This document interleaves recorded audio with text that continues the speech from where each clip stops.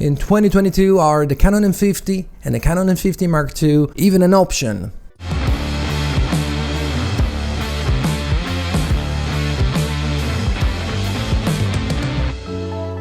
What's up guys, Dan Furlani here and welcome back to a new video. This one is about the Canon M50, which is filming right now by the way. Question is this camera, the Canon M50 but also the Canon M50 Mark II, still relevant in 2022? Let's start from the beginning. When I got this camera in 2018, I got it for mainly two reasons. One, because I wanted something to use in my everyday life, something very portable, little, not heavy, and with a decent quality. And the second reason was that this camera was the first Canon mirrorless camera to be able to shoot in 4K. Back then, little I knew before buying it that when you shoot in 4K with the Canon M50, you get the major crop and you lose the dual pixel autofocus, just to get some different contrast-based autofocus that sucks. Another thing that I used to like a lot in the beginning of this camera is the fact that it has 120 frames per second to do some awesome slow motion, but in 720p and without autofocus at all. So okay, the 120 frames per second in 720p without autofocus are present also in a much more expensive camera like the Canon EOS R. So no big deal, it's okay, this is an entry-level camera. So we get a taste of these awesome features, like a demo version. Could I use this camera professionally? Or could you use this camera professionally? No, not really. Even though I have used it for photos, for a few, maybe a couple of professional works, or paid works, I wouldn't recommend it. I mean, if it's an emergency, this camera is all you have, or your main camera broke or something happened and you have only the Canon M50 available, well then, I mean, why not just give it a try? Better than nothing. But for sure, this is not a professional camera. In brief, in 2018, this camera was pretty awesome for an entry-level camera, worth every single penny. But now, I don't know, I'm not sure about it. That means you shouldn't buy this camera in 2022, or the Canon M50 Mark II, which is pretty much the same camera with some extra streaming capabilities and improved something, I don't even know what, because for me, I tried it and it's just like the original Canon M50. But so should you buy it or not in 2022? Well, the short answer is it depends. A longer answer, yeah, it depends what you're looking for, and it depends if you have any previous experience with a real camera or not. Honestly, nowadays there are cell phones, smartphones with much better specs and an overall better image quality. So why should we get the Canon M50? Okay, I've been talking about all the negatives of this camera. Now let's see what can we possibly say in terms of pros. Nowadays we can shoot in 4K with anything, all kinds of slow motion and stuff. So then why I still think that this camera, the Canon M50, is still an upgrade from any smartphone.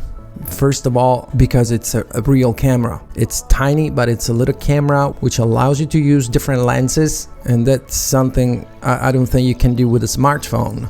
And also the size of the sensor of a smartphone is way smaller than the one of the camera, than the one of any camera. And this is why with a camera we can get a shallow depth field if we so desire, and with the cell phone we generally can't. I mean, nowadays we can, but it's a kind of like a fake shallow depth field, like very artificial.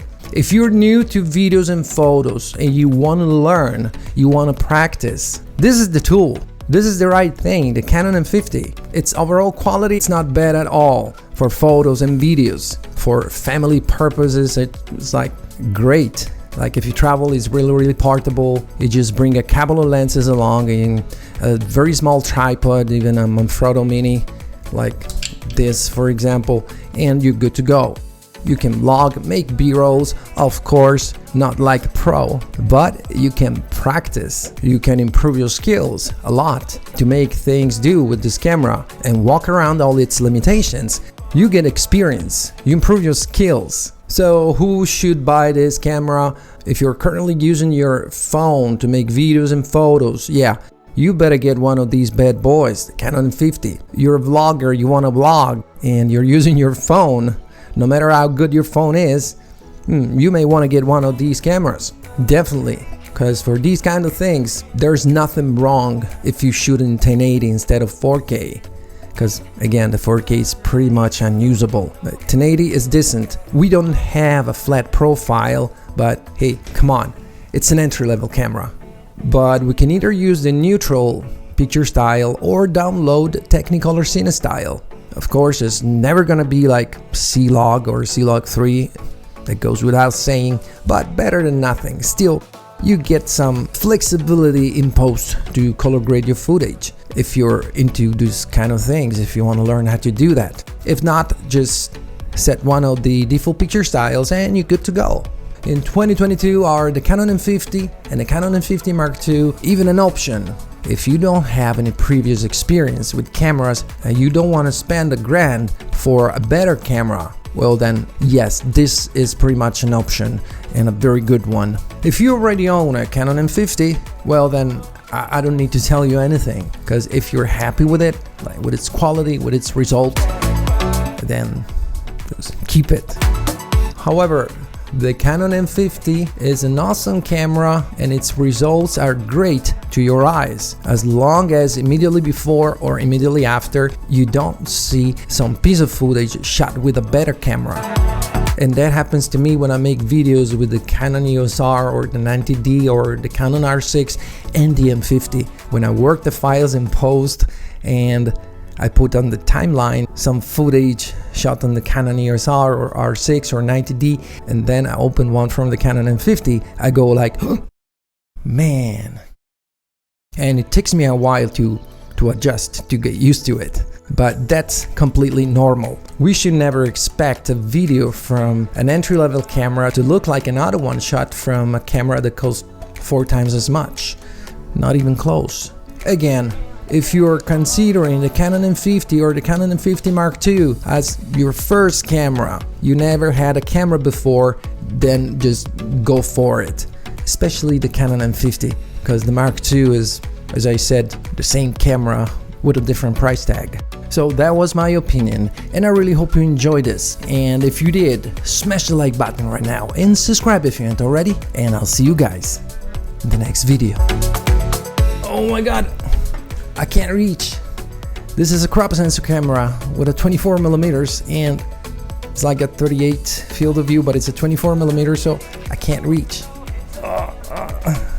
Let's do it different, and I'll see you guys in the next video.